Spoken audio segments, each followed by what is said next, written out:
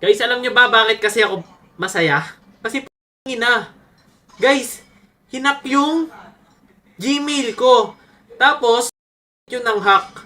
Ang ginawa, dinilit yung Gmail ko, sabay hinak yung ML ko. Pero nabawi ko agad. Na guys. Sa sobrang hassle ng buhay ko, lahat, card ko, lahat, pupunta pa ako bangko. Sobrang buwisit guys.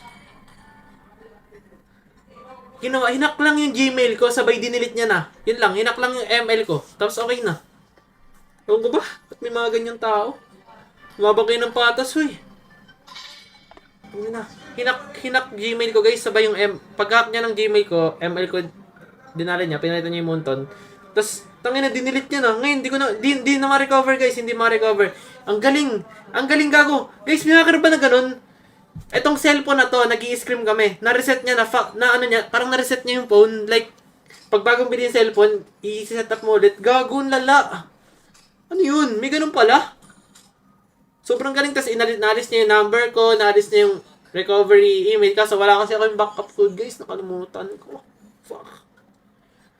Yun na. O yun, factory reset. Gagong galing. Yung pro player sa pang-hack, tas ML ko lang yung dinali. Hindi ko alam guys, paano ako na-hack eh. Oh, maglalagay na talaga ako F2A sa email. Alam ko meron eh. Pwede ko na alis niya. Ang galing talaga eh. Sobrang galing guys, legit. ML lang talaga yung ginago. Ewan ko pa. Wala akong kiniklik na link guys. Iniisip ko, sa mga public wifi kapag nag-ibang bansa kami, like, di ba kumukonek ako sa mga airport wifi, yung mga public wifi, tingin ko doon ako nadali.